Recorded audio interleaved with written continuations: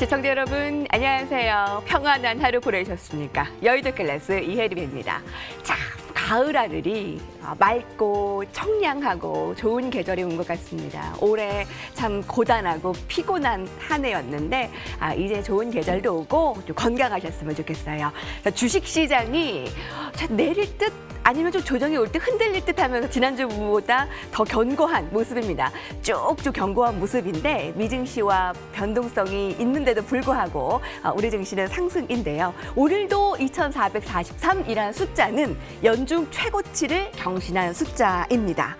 종가 기준 2018년 6월 10일, 약 2년 넘게 만에 최고치네요. 외국인들의 매수세가 시가총액 상위의 대형 반도체주에 집중하면서 코스피 지수 전체를 끌어올렸고요. 코스닥도 900선을 코앞에 두고 있습니다. 자, 간밤 미증시가 상승 마감한 가운데 지금 미선물도 오름세를 유지하고 있고요. 자, 이제 올랐다 내렸다 하는 미증시 변동성 속에서 우리의 잣대만의 속에 좋은 포트폴리오 종목을 가지고 트렌드만 잘 읽고 있으면 우리도 흔들리지 않을 수 있을 것 같습니다. 자, 여러분은 어떠한 한 주 보내고 계십니까? 01333668200번으로 무료로 문자 메시지, 응원의 메시지와 전문가들에게 관전평, 또 주식시장에 대한 나의 희망, 염원 많이 보내주시고요. 전문가 방송 무료 체험권 준비하겠습니다. 자, 여의도 클래스 본격적으로 시작합니다.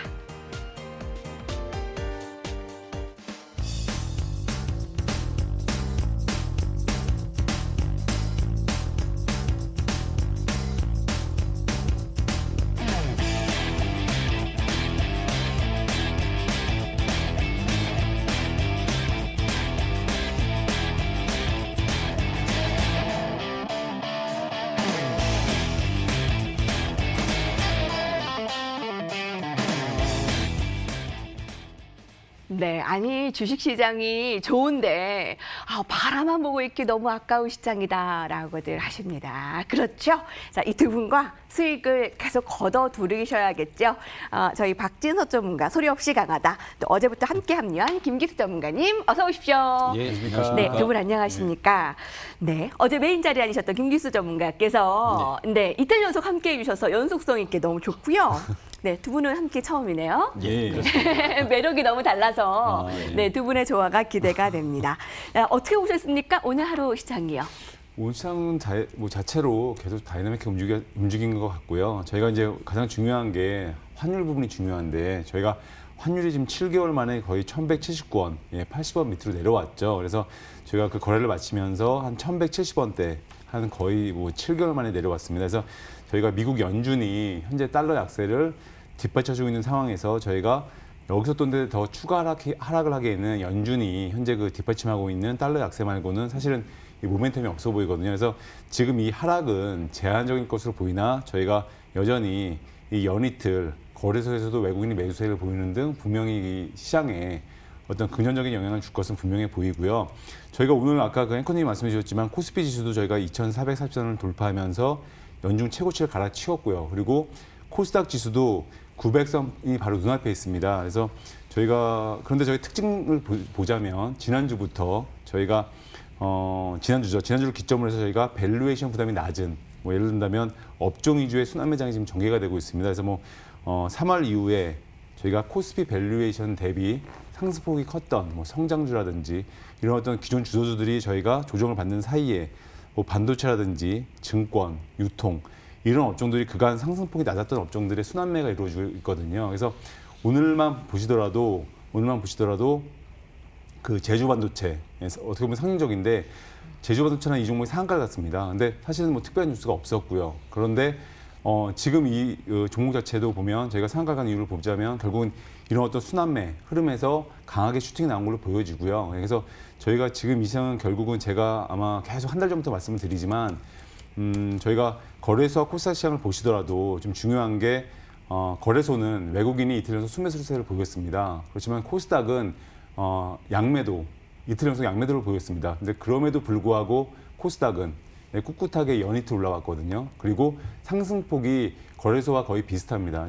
그래서 이런 부분에서 저희가 보시더라도 코스닥은 제가 1000포인트 돌파도 솔직히 지금 이 상황이라면 뭐 연내도 얼마든지 가능하지 않을까 이런 생각 제가 개인적으로 물론 이게 희망사항이긴 하지만 예, 그런 생각을 갖고 있습니다. 그래서 여러분들도 투자를 하실 때는 지금 이런 순환매 흐름 그리고 또 마찬가지로 기존 섹터가 아니라 기존 주도 섹터가 아니라 이런 어떤 저희가 지금까지 말씀드렸지만은 기관과 외국인이 그동안에 그 성장주가 아니라 가치주 또는 경기 민감주 이런 부분들을 이미 그 몇 주 전부터 많이 그 매기를 집중하고 있습니다. 예, 제가 이 말씀 드렸었는데 저희도 지금은 뭐 이런 그 섹터 흐름을 저희가 그 충분히 지금 어떻게 보면은 그 순환매가 돌고 있기 때문에 이런 흐름을 보시면서 좀 대응을 잘 하시면 좋을 것 같습니다. 말씀하신 대로 코스피가 지난주를 기점으로 밸류가 좀 낮은 종목으로 순환매가 나타나는 양상이 긍정적으로 바라봐도 되는 건가요? 그럼요. 지금 어차피 예. 순환매가 돌고 있으니까 예. 장세 자체가 어차피 이 부분 다 예상을 했던 거고요.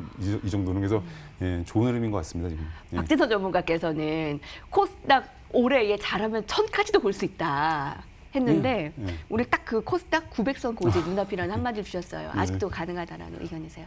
저는 뭐 지금 사실은 이 장이 기관과 외국인의 장이 아니라 개인의 장이기 때문에요. 어차피 개인이 말고는 이 유동성을 설명할 힘이 없습니다. 그리고 개인 같은 경우에는 지금 말 그대로 때리면 때릴수록 강해지는 어떤 그런 시장의 힘을 보여주고 있기 때문에 그리고 개인들의 선호하는 그 종목이나 아니면 업종 자체가 사실은 코스닥 시장에 많이 매기가 몰리기 때문에 올 연내라도 사실은 이런 시장의 특성, 평소 같으면 사실은 불가능할 일들이 지금 여러 가지로 올 한 해가 뭐 코비드 19부터 여러 가지 이런 일들이 일어나고 있기 때문에 마찬가지로 코스닥 시장도 개인의 힘으로 얼마든지 올 한 해 뭐 1000포인트 돌파도 가능하다고 저는 개인적인 희망사항이지만 그렇게 생각하고 있습니다. 네. 자, 오늘 장 한마디 시장 분석 들었습니다. 김기수 전문가님은 오늘 시장 어떻게 지켜보셨습니까? 저는 이제 부러우면 지는 거다라고 이야기를 합니다. 자, 뭐 조금 전에 종합주가지수 지수를 이야기를 했으니까 한번 이야기를 하면 2018년 1월 2일 날 코스피 지수가 2,600포인트를 고점으로 하락을 했고 또 코스닥 지수는 932포인트가 2018년 1월 2일 날 고점이었습니다. 이제 얼마 남지 않았죠. 그죠? 그런 상징적인 지수 레벨을 건드렸다가 내려올 가능성이 높다라는 부분이고 자, 이제 그런 부분들 속에서 지수 흐름들을 보게 되면 뭐 어제 미국 시장이 상승, 반등을 했죠. 기술주를 중심으로 해서 전체적으로 반등을 했고 그런 가운데 우리 시장이 장 초반 상승 출발했다가 아랫꼬리를 달면서 다시 종가상 최고가를 만들었습니다. 그런데 섹터별로 보게 되면 아침 부분에 있어서 뭐 자동차, 수소차 쪽 부분이 강세를 보이고 차량 경량화 쪽이 좀 강세를 보이다가 다 윗꼬리를 달고 내려오고 또 장중에는 5G 관련 섹터 부분들이 또 상승을 하는 흐름을 보여줬고 또 그런 가운데에서 그 상승 부분을 유지하지 못하고 2차 전지 부분으로 오후장으로 또 확산되는 흐름을 보여줬고 또 그 속에서 또 제약바이오 쪽에서 종목별 움직임이 진행됐고 그러니까 섹터가 제가 왜 부러우면 지는 거다라고 이야기를 했냐면 시장에 있어서 모든 섹터, 모든 종목들이 올라가는 거를 다 본인이 종목 계좌에 넣을 수는 없습니다. 중요한 부분은 주도 섹터 종목 부분들을 내가 매매를 할 것이냐 아니면 순환매 차원의 종목 부분들을 길목지키기를 해서 누릴 것이냐 하는 부분을 함께 갖고 있어야지 이쪽이 오른다고 이쪽으로 갔다가 저쪽 섹터가 오른다고 저쪽으로 가고 이렇게 이 발빠른 흐름들로 해서 수익을 낼 수는 있겠지만 쉽지 않은 상황이다. 그러니까 지수는 올라가고 있어도 섹터의 변화가 빠르기 때문에 여러분들께서 중심을 잘 갖고 매매를 하셔야지 지수만 올라가고 내 계좌가 크게 올라가지 못하는 그런 흐름들이 진행될 수 있기 때문에 그것 또한 여러분들이 아셔야 되고 또 순환매 차원의 종목 부분들도 앞으로 향후 실적이나 성장 흐름들이 같이 따라올 수 있는 종목이냐 아니면 그냥 분위기 타서 올라가는 종목이냐 하는 부분들을 점검하면서 이 매매에 임하셔야 된다라는 말씀을 드리도록 하겠습니다. 네, 김기수 전문가님 말씀대로 지수는 올랐지만 이 종목들이 잘못 엇박자를 나타내서 이렇게 엄하게 매매를 한다면 정말 안 되겠네요. 네. 자, 길목 지키기, 순환매에 대한 길목 지키기와 주독 섹터에 대한 매매를 동시에 가져가야 되는데 자, 조금 더 이제 구체적으로 들어가 봐야 되겠죠? 자, 오늘 본격 시작입니다. 이것이 클래스로 돌아오겠습니다.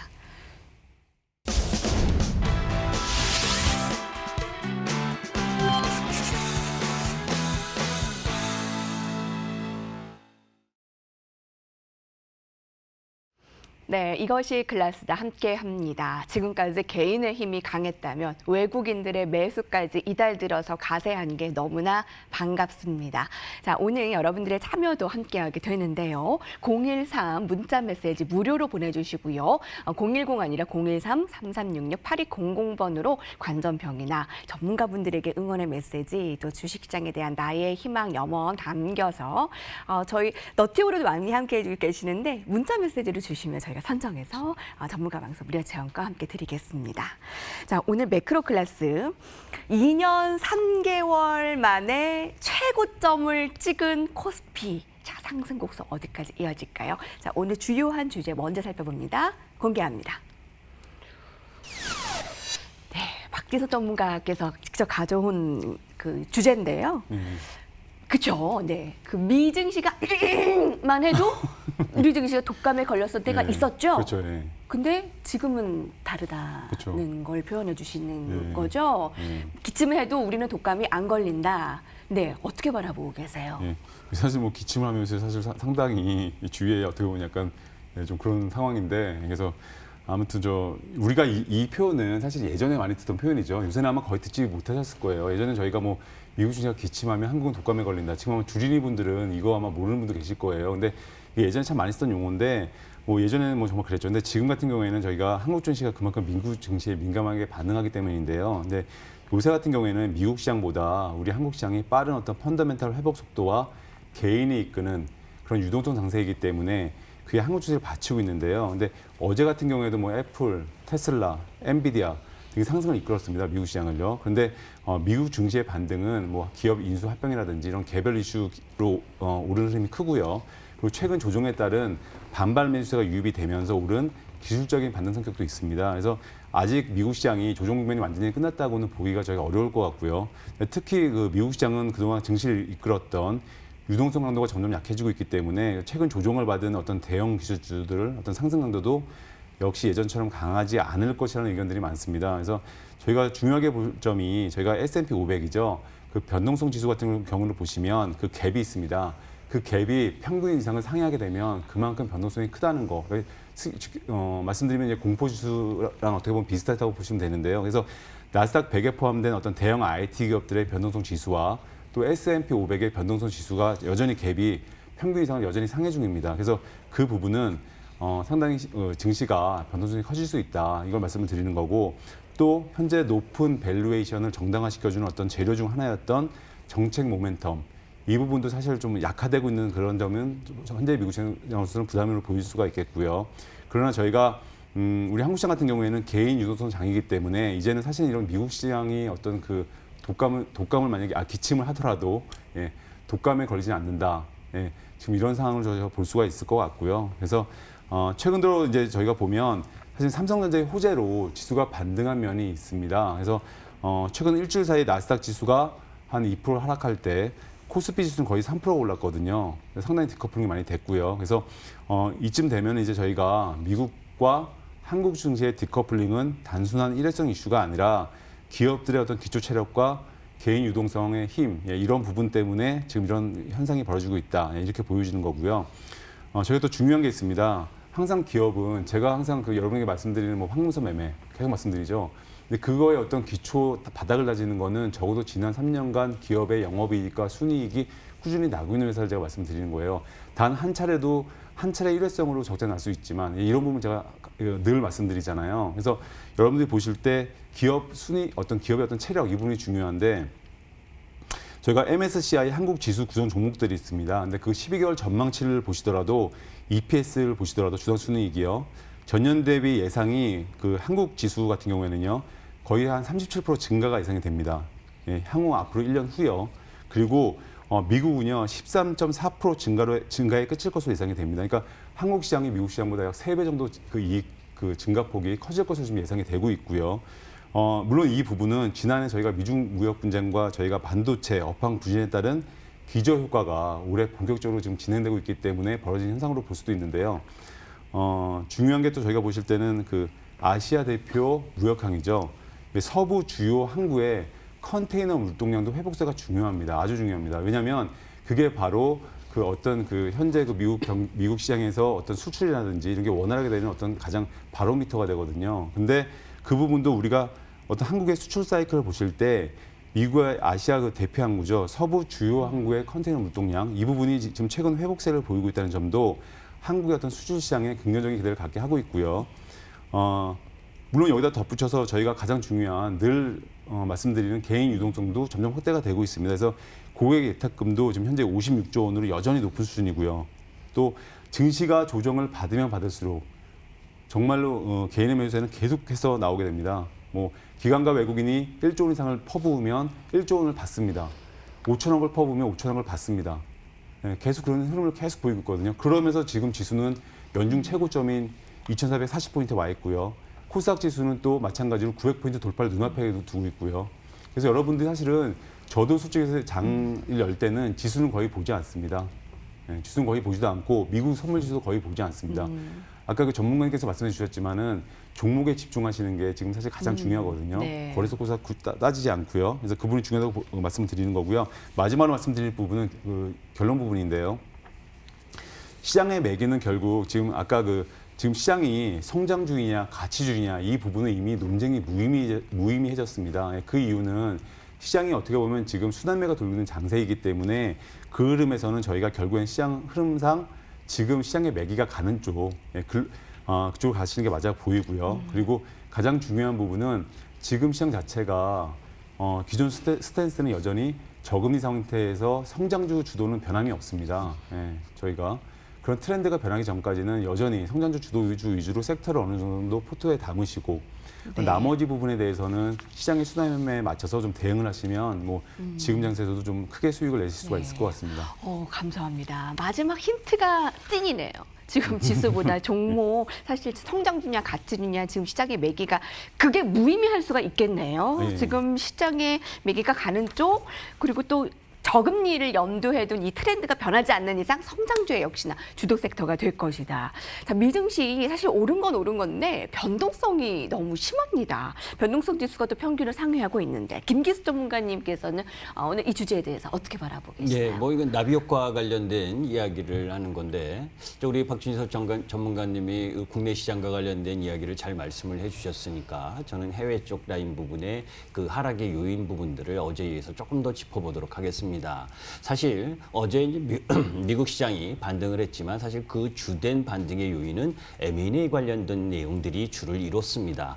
엔비디아의 암 인수 소식, 그리고 오라클의 티톡 인수 소식, 그리고 길리어드 사이언스가 중소형 제약사를 인수한다라고 해서 바이오 ETF가 7% 넘게 상승을 하고 그 속에서 마이크론 테크놀로지에 대한 목표가 상향 조정, 뭐 이런 부분들이 작용을 했던 부분입니다. 자, 이전에 사실 미국 시장이 급락을 하게 되면 우리 시장은 더 급락을 하는 게 일상적인 부분이었었죠. 그런데 미국 시장에 있어서 기술주 하락을 했음에도 불구하고 그런 변동성 확대에도 불구하고 우리 시장만 잘 견뎌냈느냐? 그렇지 않습니다. 그죠? 대만이라든지 일본이라든지 독일 부분 다 잘 견뎠거든요.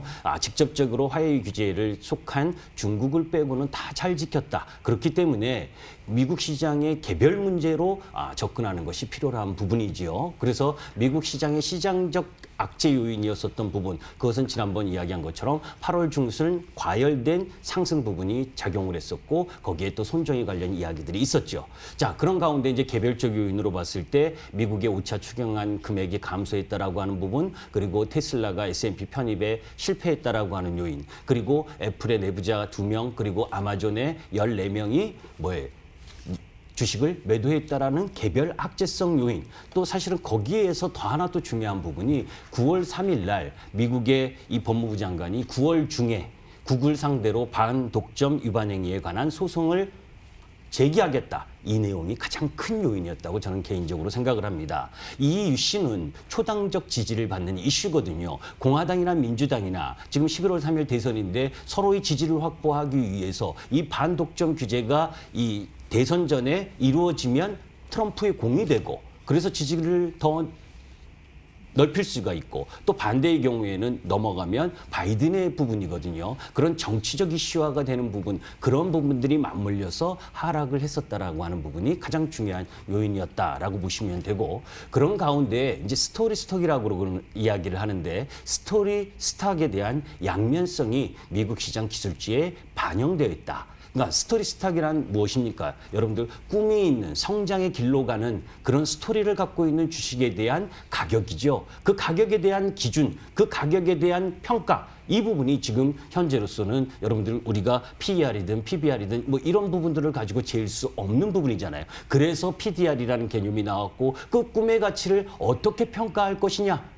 그러니까 많이 올라가게 되면 가격에 대한 변동성이 나올 수밖에 없는 시점에서 아까 조금 전에 말씀드렸던 그런 요소에 의한 미국 시장의 요인이었다. 그런데 뭡니까? 그런 꿈에 갖는 주식들이 올라가는 상황에서 우리 시장은 8월 26일 코로나 확진자가 재확산 크게 나오면서 선행적으로 조정을 보였고, 그 당시에 대만과 일본도 같이 조정을 보였기 때문에 이번 미국 시장의 하락 부분을 견뎌낼 수 있었던 요인이다. 자, 그러면 다시 본론으로 들어가서, 그러면 이런 기술주들, 미국 시장의 지형 변화, 산업의 지형 변화를 통해서 형성된 이런 기술주들이 급락을 할 것이냐, 추가적으로 저는 그렇게 보지 않습니다. 가격에 대한 논란과 가격에 대한 변동성은 있겠지만, 궁극적으로 이 변화의 흐름들은, 산업의 지형의 변화의 흐름들은 패러다임의 변화고, 그 패러다임의 변화 속에서 섹터 성장의 흐름이 가는 거기 때문에 중간중간 가격의 변동성은 있어도 방향성에 대한 부분은 의심할 필요가 없다. 그렇기 때문에 어제 테슬라가 12% 또 반등할 수 있었던 근거도 된다라는 부분이기 때문에 성장 섹터에 대한 힘은 여러분들께서 계속 집중할 필요가 있다. 이런 말씀을 드리겠습니다. 네, 미국의 그 기술주들의 추가 조정에 대해서는 그렇지 않게 보신다라고 하셨는데, 이제 가격 조정보다는 기간 조정을 예. 조금 염두에 두는 거죠. 그 주도 섹터 부분은 그러니까 이게 방향의 문제이지, 방향성은 문제가 방향성은 아니다. 맞는데 이게 속도의 예. 문제이지 방향은 그게 적정 맞다라는 평가를 하기 말씀이신 어려운 거죠? 구간이기 때문에 많이 올라가면 중간중간 이런 하락의 변동성은 나타날 수밖에 없다는 거죠. 미 증시와 한국 증시가 최근 디커플링을 견고하게 우리 증시가 나타내고 있는데, 그럼 당분간 좀 미 증시는 좀 덜 봐도 되는 건가요? 미국 시장에 대해서는 그렇게 크게 걱정하지 않으셔도 되고, 오히려 조금 더 시야를 넓게 보면 추석 이후부터 우리나라 이제 개인 투자가들이 그 양도세 규제와 관련된 부분에 있어서의 주식 패턴을 어떻게 갖고 갈 거냐. 사실은 외국인 매도가 나오는 것에 대한 문제가 아니라, 기관의 매도세가 나오는 것이 문제가 아니라, 일상적 코로나 이전에 24조의 예탁 자산이었었는데 지금 57조, 58조입니다. 그렇게 개인들이 자금이 들어왔고 앞으로도 더 들어올 것이라고 보는데, 연말이 되는 근처에 왔을 때 먼저 선행적으로 들어왔었던 개인 투자 자금이 이 양도세와 관련된 부분에서 이탈할 것이냐 아니냐 하는 부분, 이런 부분에 대한 변동성 흐름은 우리 시장도 조금 생각하고 있어야 된다라는 부분이고, 지금 추석 전까지는 그런 부분은 생각 안 하셔도 됩니다. 예, 이것이 클래스다 매크로 클래스. 미 증시가 기침을 하면 한국 증시가 독감에 걸린다라는 거의 증시 격언 같은 말이 있는데, 한국 증시도 지금 마스크를 잘 쓰고 있는 걸까요? 자, 우리 국민들이 마스크를 잘 써서 지금 코로나19 극복하고 있는 중인데, 한국 증시도 이제 그러한 모습을 나타내는 부분에 대해서 두 전문가의 분석을 들었습니다. 자, 그러면 화면으로 만나보고 라운드 2로 넘어갈게요.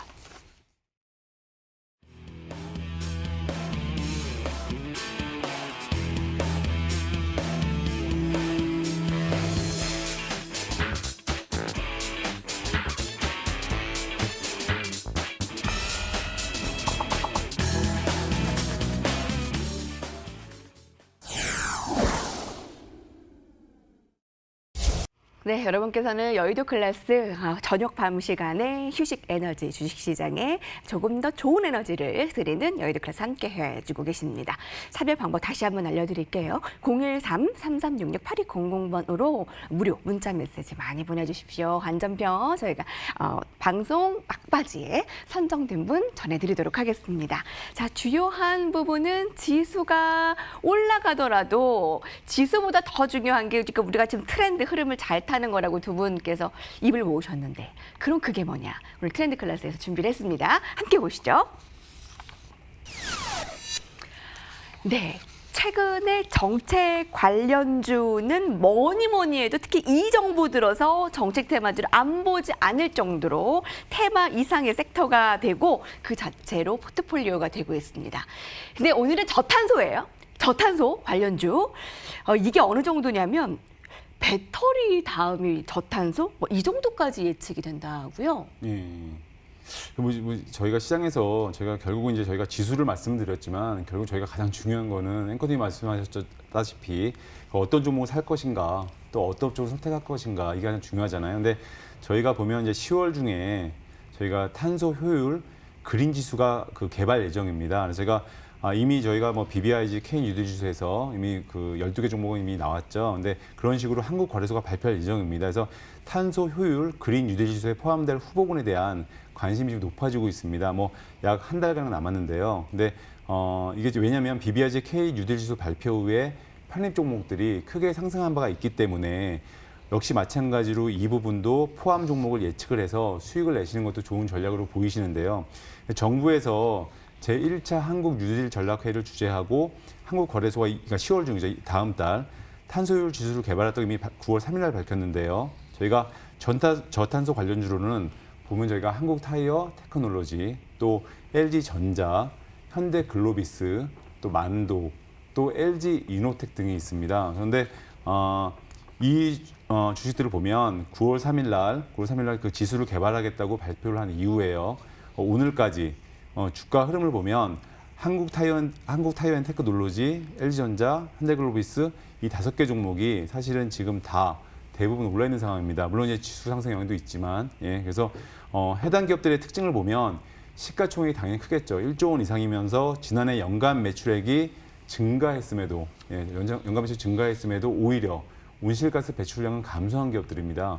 그 특징이 있고요.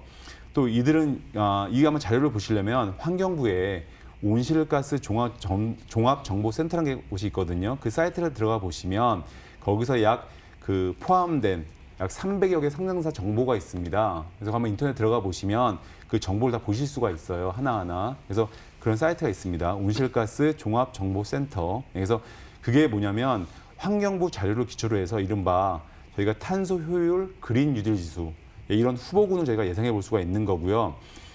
저희가 볼 때 이 지수에 편입이 되면 이 후보 종목들은 편입 비중이 똑같기 때문에 당연히 시총이 크지 않은 종목들이 주가 상승에 유리할 거고요. 그래서 이 BBIG 이미 K 유대지수에 포함된 더존비존 이런 경우에도 보시면 결국은 시가총액이 작았기 때문에 주가는 큰 상승을 보였죠.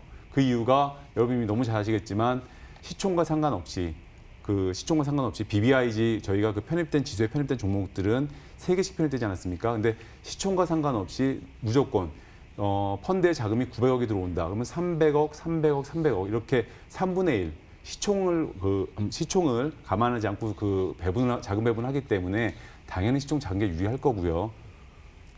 그래서 이런 전탄소 기업 같은 경우에는 사실은 아직 신재생에너지 기업보다는 그늘에 가려져 있습니다. 왜냐하면 거래소가 지수 개발 계획을 발표한 이후에도 보면 신재생에너지 같은 경우에는 급등을 했는데 그 테마, 그러니까 저탄소 어떤 기업들 같은 경우에는 아직까지도 사실은 주목을 받지 못하고 있습니다. 근데 그 얘기는 거꾸로 얘기하면 그만큼 아직도 그 투자자분들에게 기회가 될 수도 있다는 거고요.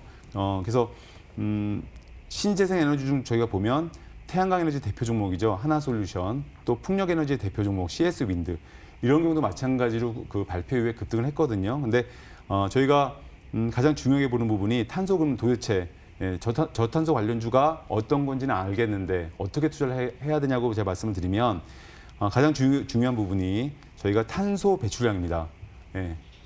그러니까 매출 단위당 탄소 배출량이 가장 중요합니다. 그래서 이 부분을 보시면서 저희가 투자를 하셔야 되고요. 또 아직 종목 방법이 선정이 되진 않았지만은 저희가 가장 효율성이 높아질 수 있는 경우는 저희가 매출 증가를 하는데도 불구하고 그 매출 증가하는데도 불구하고 배출량이 감소하는 기업들 이런 기업들이 수혜를 받을 가능성이 크고요. 또 역으로 탄소 배출량이 현재 많습니다. 많은데 이런 기업들이 또 그 탄소 배출량이 줄어들게 되면 또 마찬가지로 이게 그 수혜를 받기 때문에 역발상 투자가 되시는 거죠. 그래서 이 두 가지 경우를 다 생각을 해 보시면서 기업군을 선정하시면 될 것 같고요. 제가 말씀드린 부분 아직까지 탄소 배출량이 네. 많으면서 앞으로 줄어들 걸로 예상되는 기업은 LG 화학과 포스코가 있습니다. 예, 이런 기업들이 좀 대표적인 기업들로 보여지고요. 그래서 제가 마지막으로 말씀드릴 부분은 이런 시장 흐름 트렌드를 읽으시면서 지금 결국에는 그러니까 현재 시장에서 기업 매출은 늘어나는데 두 가지입니다. 결론적으로 말씀드리면 두 가지입니다. 기업 매출은 늘어나는데 탄소 배출량이 줄어드는 기업, 그렇죠? 그리고 두 번째는 현재 탄소 배출량이 많습니다. 오히려 많지만 앞으로 그게 줄어들 기업. 네, 이렇게 두 가지로 포커스를 맞추셔가지고 그 종목군을 한번 선정을 해보셔서 투자하시는 데 좀 도움이 되시면 좋을 것 같습니다. 네, 포커스를 어디에 두느냐 마지막 힌트까지 꼭 눈여겨보시기 바랍니다. 이 탄소 효율 그린 뉴딜 지수 약 한 달 남았네요. 네. 이 후보군에 어떤 종목들이 들어갈 것인가? 왜 우리가 BBIG, K 뉴딜 지수에 들어간 종목이 크게 올라서 이번에도 이 그린 뉴딜에 들어가면 크게 오르지 않을까 하는 또 기대감이 있잖아요. 자, 이 저탄소 부분 김기수 전문가님 어떻게 보고 계십니까? 뭐 잘 보고 있습니다. 아니 왜 앞서서 그 화면에 예. 그러니까 방향이 이게 맞으면 예.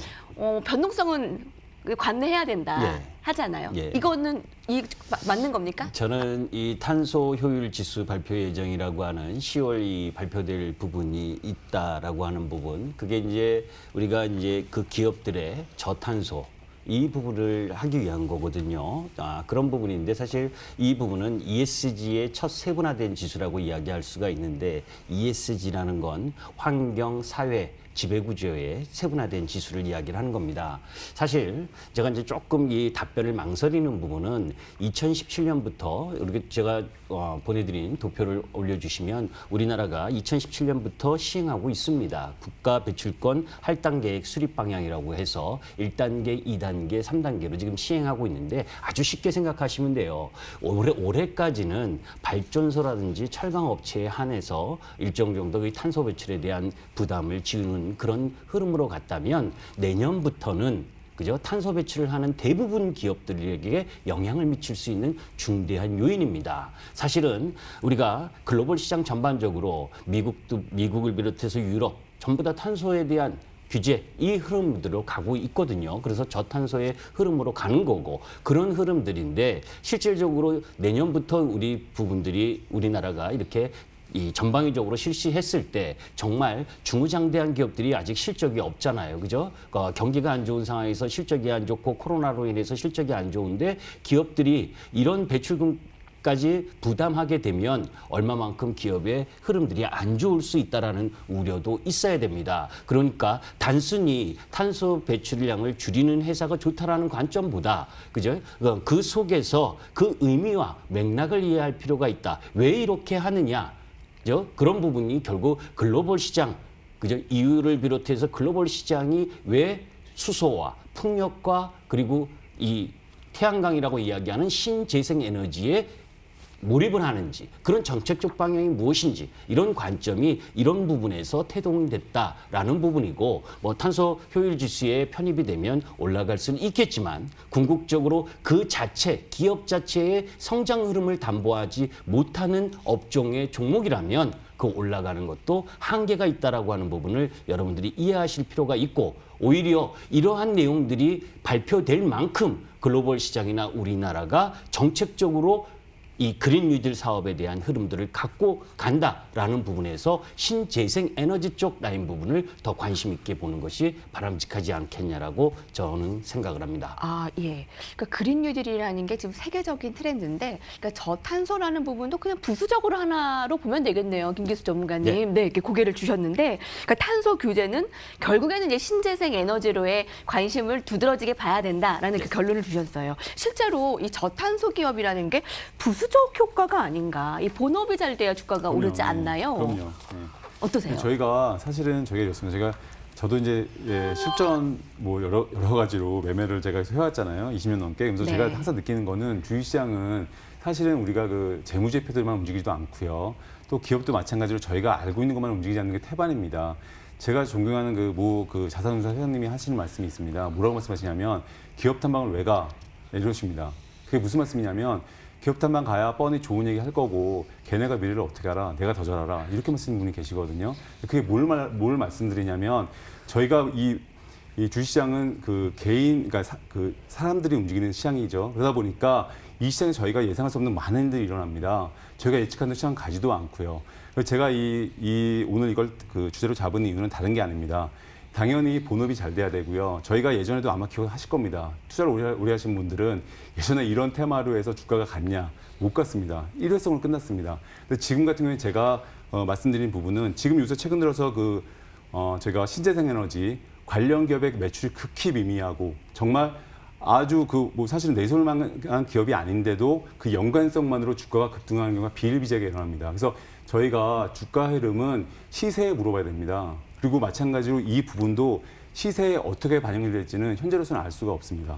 네, 그렇지만 이 부분에 대한 모멘텀은 시장에 반영이 될 때 의외로 크게 반영이 될 수도 있고 작게 반영이 될 수 있습니다. 그래서 제가 말씀드린 거는 이러한 부분에 있다는 어떤 포커스를 잡으시고 시장에서 반응하는 거에 따라서 투자자분들은 그때 그거에 반응해서 움직이시면 되는 겁니다. 그래서 제가 항상 말씀드리지만 제가 말씀드린 어떤 종목들 이런 것도 보시면 시장에서 반응이 나올 때 그 타이밍에 거의 말씀을 드리는 거거든요. 마찬가지입니다, 이것도. 그래서 여러분들 이걸 미리 예단하지 마시고 이게 시장에 큰 효과를 볼 것이다, 아니면 작은 효과를 볼 것이다. 이걸 미리 예단하시는 게 아니라 시장의 흐름에 맡기시는 겁니다. 그리고 흐름의 반응을 보일 때 그거에 맞게 대응을 하시면 될 것 같습니다. 네.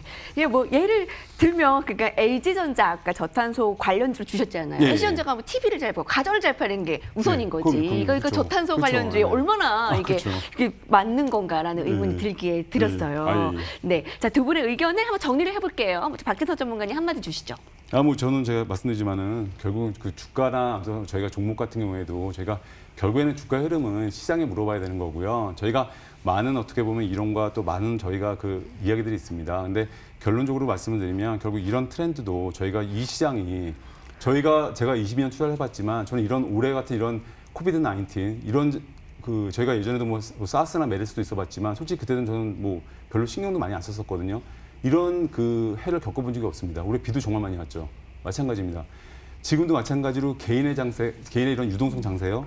아마 대부분의 분들이 아시겠지만 이런 장세는 저희가 겪어본 적이 없습니다. 그러니까 지금 저희가 걷는 한 걸음 한 걸음이 새로운 걸음을 걷고 있는 겁니다. 새로운 걸음을. 그렇기 때문에 이 모든 흐름이 새롭게 변하고 있기 때문에 개인의 유동성 장이고요. 또 개인의 유동성이 이 어떤 저탄소 관련주도 만약에 발표가 됐을 때 어떤 방향으로 향할지는 저도 예측할 수가 없습니다. 다만 시장에 맡길 뿐이고요. 그래서 여러분도 보실 때 어떤 예단을 하지 마시고 시장의 흐름에 따라서 좀 대응을 하시면서 시장의 흐름에 순응하시면서 대응을 하시는 게 뭐 어떤 투자를 하시든 간에 가장 좀 좋은 길이실 것 같습니다. 네. 김기수 전문가님, 함께 하고 계시죠? 예. 좋은 말씀을 지금 딱 결론적으로 주시는데. 이쪽 자리로 오니까 좀 소외되는 것 같네요. 아니, 이게 왜냐하면 저희가 이제 코로나로 네, 인해서 그렇습니다. 이 방역막이 있어서 멀게 느껴져요. 제가 주시죠. 전 동의합니다. 제가 이제 이야기하는 부분은 LG전자 실적 좋게 나오는데 좋죠. 그것까지 가미되면 좋다. 그죠? 그러니까 그런 관련된 종목 중에서 본업도 잘하는 쪽에 관심을 갖자라는 이야기였고 또 그런 가운데에서 이런 부분입니다. 우리가 이 코로나19로 급락을 했었던 이 3월 달이 코스피 지수가 한 24% 급락을 했었었죠. 근데 실질적으로 2008년 리만 브라더스 때 10월 달 한 달 동안 37%가 급락을 했었어요. 892포인트 찍던 날. 그러니까 그런 변동성이 항상 나왔었던 부분입니다. 우리가 그런 위험 속에서도 생존에 대한 희망을 가지고 올라왔는데 1400포인트까지는 섹터가 대부분 다 올라오고 지금 기준으로 보면 1900포인트, 2000포인트 사이까지는 대부분 섹터가 다 올라왔다는 겁니다. 그런데 그 1900포인트 이위에서 1400포인트에서 1700포인트 갈 때는 차화정만 같습니다. 그죠? 그리고 1700포인트에서 2000포인트를 넘어서는 경우엔 딱 7공주만 같습니다. 삼성전자, 현대차, 기아차, 현대모비스, LG화학, S-오일, 그리고 GS 이런 7공주만 같거든요. 그러니까 지수가 올라가는 패턴 부분들을 인식할 필요가 있고 이번 국면에서도 여러분들 1419포인트 저점 찍고 올라오는 구간에서 1900포인트 6월 초까지는 조선이나 철강, 건설 이쪽 라인 부분도 6월 초까지는 반등을 했습니다. 그죠? 그리고 나서 지금 지지부진한 흐름이죠. 그죠? 거기서 종목이 조금 뭐 변화한 종목들은 고점을 올라왔지만 실질적으로 보게 되면 그 6월 달 고점 부분하고 비슷한 위치에 있다는 거예요. 지수만 올라가는 상황도 전개될 수 있다는 겁니다. TV를 방송을 하는 부분을 보게 되면 올라간 종목만 이야기를 하잖아요. 그죠? 또 내일 올라갈 수 있는 종목만 이야기를 하잖아요. 그렇기 때문에 시장 지수하고 종목들이 많이 올라가는가를 이야기를 생각할 수가 있는데 실질적인 내면 부분은 아직도 헤매고 있는 섹터나 종목 부분은 많다는 겁니다. 이 탄소 효율 지수도 마찬가지라는 거죠. 분명히 이러한 부분들은 아까 이야기했었던 신재생 에너지와 관련된 부분에 있어서 도움을 줄 수 있는 부분이고 그것에 대한 밑받침을 만드는 부분인 것은 분명합니다. 그리고 나름대로 시세를 형성할 수 있는 부분도 있겠지요. 그런 가운데 그래도 그 시세 흐름에 현혹돼서 본업이 안 좋은 종목을 선택하지는 말자라는 주의점을 이야기한 것이지 뭐 안 좋다라고 이야기한 건 아닙니다. 저탄소 관련주 정부 정책의 힘으로 등선을 올라간다. 자, 이쯤 되면 종목이 궁금해지죠. 저희 이제 지수 올라가는데 같이 편승해서 수익 거두러 가겠습니다. 라운드 3입니다.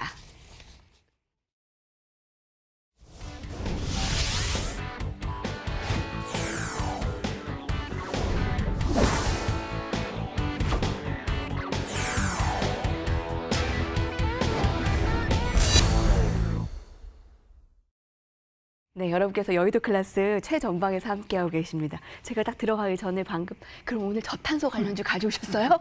아니요. 더 좋은 정보 가져오셨대요. 자, 박진호 전문가 정말 저희가 소리 없는 강자라고 늘 얘기를 하는데 저희 거의 초반 종목에서 CJ 시푸드가 너무나 큰 수익을 주고 빵 터져서 지금 제2의 제3의 CJ 시푸드의 종목 발굴을 힘쓰고 있습니다. 종목 발굴에. 근데 파루가 거의 만만치 않은 지금 수익을 거두고 있어요. 파루가.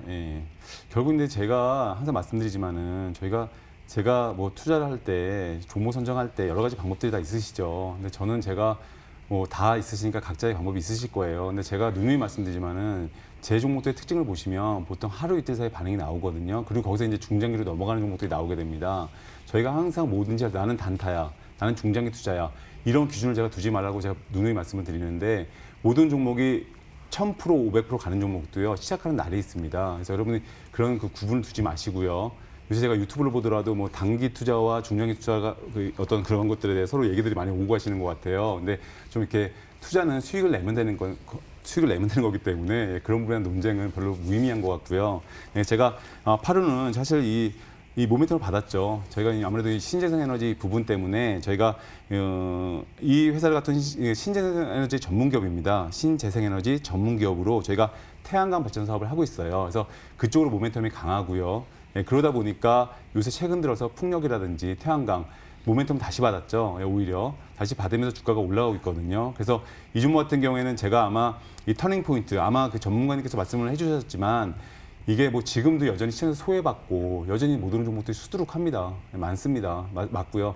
성장주나 이런 것들이 워낙 지수를 끌어올렸기 때문에 다른 종목들이 소외받는 종목들이 오히려 더 많습니다. 그 말씀이 맞고요. 그래서 이 종목도 사실 보면 여러분 제가 그 말씀을 드리게 된 게 4월부터 9월까지 약 거의 정말 너무 사실은 처절하죠. 이 차트를 보시면 거의 한 5개월 동안 횡보를 하다가 그러다가 정말 터닝 포인트 때 이제 그 말씀드리고 올라가게 됐는데 결론적으로 말씀을 드리면 여전히 이런 종목은 아직도 신재생에너지 그 테마에 있고 여전히 그 정부 정책주이기 때문에 여전히 이 종목은 홀딩하시는 관점으로 좀 접근하시면 좋을 것 같습니다. 네, 자 새로운 종목 보겠습니다. 박지서 전문가 정말 실전 매매의 강자죠. 오늘은 많은 종목들 가운데 어떤 거를 하나 딱 집어오셨어요? 오늘 말씀드린 종목도 사실은 그 어떻게 보면 뭐 많이 소외됐던 종목이죠. 제가 뭐 저는 항상 이게 보면 종목들이 이제 소외된 종목들 제가 많이 말씀을 드리는데 효성 TNC라는 종목입니다. 효성 TNC. 그래서 여러분 이 회사를 보시면 섬유와 무역 사업을 영위를 하고 있습니다. 그리고 뭐 세계 시장 점유율 1위죠. 스판덱스로 고부가가 가치 제품 확대와 또 동유럽 어떤 같은 신시장 개척의 어떤 모멘텀을 가지고 있습니다. 근데 오늘 같은 경우에는 사실 8% 급등을 했거든요. 근데 이게 저희가 그 전문 브랜드죠. 안다르라는 그 회사의 요청에 따라서 마스크를 공급했는데 한 3일 만에 15만 개가 품절이 됐다고 합니다. 그러면서 동시에 그 주문이 많이 몰려드는 상황이라고 하고요. 그래서 이 부분은 바로 운동용 마스크입니다. 운동용 마스크. 그래서 이 모멘텀 사실 뭐 저희가 이 모멘텀이 과연 이 효성 TNC에 얼만큼 앞으로 지속적으로 영향을 줄 것인가 이 부분 사실 미지수죠. 네, 미지수입니다. 그래서 이게 꾸준하게 이 회사에 영향을 줄 것인가 그렇게 보이지는 않고요. 네, 그럼에도 불구하고 항상 네. 회사들은 모멘텀에 목말라 있기 때문에 이런 모멘텀이 앞으로도 영향을 줄 수가 있다. 그리고 기본적으로 영업이익이라든지 재무주가 좋은 회사이기 때문에 지금 거의 4월부터 9월까지 이 종목도 마찬가지입니다. 파루처럼 거의 5개월, 6개월을 행보했던 종목이거든요. 그래서 이 종목도 마찬가지로 내일 시초가 매수하셔도 지금 이 자리에서 요새 트렌드 맞게 요새 트렌드는 어떤 급등주라든지 이런 게 아니라 시장에서 저평가되던 종목들 이런 것들이 가는 시장이기 때문에 마찬가지로 이 종목 제가 말씀을 드리려고 하고요. 그래서 목표 주가는 상단인 14만 원 그리고 손절가는 하단부인 10만 5천 원으로 잡아드리겠습니다. 예, 14만 원에 목표 손절가 10만 5천 원. 네, 제 2의 8호를 또 찾아야 되겠네요. 여러분 CJ 시푸드 초반에 너무 잘 가고 8호 지금 뭐 네페스트나 탑 엔지니어링이나 사이맥스 등들도 계속 수익 중이에요. 근데 오늘 효성 TNC도 같이 팔로우 해주시죠. 자, 김기수 전문가님 종목 많이 기다리십니다. 어제 얘기해 주신 건 삼성전기였고 오늘은 어떤 종목을 얘기해 주실까요? 여러분 김기수 전문가님 다시 한번 얘기해 드릴게요. 저는 뭐 시가총액이 좀 큰 종목들을 하죠. 오늘은 W게임즈 시가총액이 1조 4천억 정도입니다.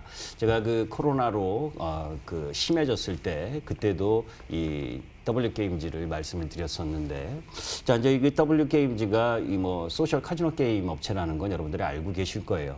그리고 북미 쪽 라인, 미국 이쪽에서 이제 이 주 매출과 실적이 나오게 되는데 2, 4분기에 사상 최대의 실적을 기록을 했죠.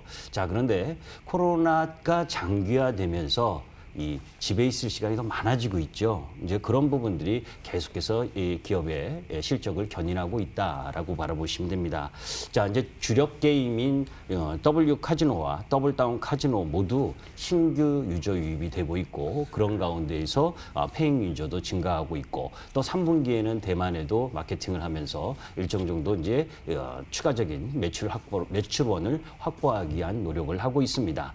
뭐 이제 그 속에서 제가 하나 이제 단순히 여러분들께 그 보내드린 그 실적 차트를 한번 보여주시면 좋겠는데 이렇게 보시면 됩니다. 지금 여러분들 그 2017년에 이 W게임즈가 3,100억대의 매출 그리고 2018년에 4,830억 그리고 2019년에 5,130억 그리고 2020년에 6,600억의 매출을 예상을 하고 있습니다. 연간으로 계속 지속 상승을 하고 있죠. 영업이익도 마찬가지입니다. 올해 기준으로 보게 되면 6,600억 매출에 2,000억 정도의 영업이익을 달성하려고 하고 있고 3분기는 2분기보다 조금 못하겠지만 비슷하게 나오고 4분기는 소셜 카지노 업체의 가장 큰 성수기입니다. 자, 그러면 실적 부분이 엄청나죠. 자, 그런데 여기서 이런 부분입니다. 6,600억의 매출인데 2천억의 영업이익인데 1조 4천억밖에 평가를 받고 있지 못합니다. 그죠? 이 게임 업체 중에서 거의 가장 저평가되어 있는 종목이라고 할 수 있어요. NC소프트가 18배 정도에서 거래가 되고 있고 또 이 넷마블이나 이쪽 부분은 거의 40배가 넘는 부분에서 거래가 되고 있거든요. 그러니까 W게임즈는 상당히 저평가되어 있는 부분이다. 네. 기술적 차트 한번 딱 보도록 하겠습니다. 네. 자, 전체적으로 시간이 없는 관계로 빨리 진행을 하게 되면 이런 부분이죠. 자, 지금 계속해서 횡보를 하고 있는 부분이에요. 3개월 동안 여기서 한번 이 장대 거래량이 났던 부분이 이 자회사, 종속회사가 미국의 나스닥에 상장을 하려다가 연기를 했던 부분이었거든요. 자, 또 하나의 힌트입니다. 여러분들 카카오 게임즈 좋아하시잖아요. 그죠? 카카오 게임즈의 올해 매출이 5,500억, 그리고 영업이익이 850억을 예상을 합니다. 근데 시가총액이 5조입니다. 무엇을 선택하시겠습니까? 예. 목표가 나옵니다. 93,000원, 손절가 73,500원. 아유, 시간이 정말 야속합니다. 1분 남았네요. 저희 무료 공개 방송 어떤 예. 주제로 얘기해 주실지 잠깐만 소개해 주세요. 9시에. 9시에 시작하게 되고요. 뭐 이번 주에 제가 말씀드리지만은 항상 그 저희가 주포죠. 그가 어떤 초기에 진입할 수 있는 종목. 그래서 항상 주가가 횡보하다가 터닝 포인트.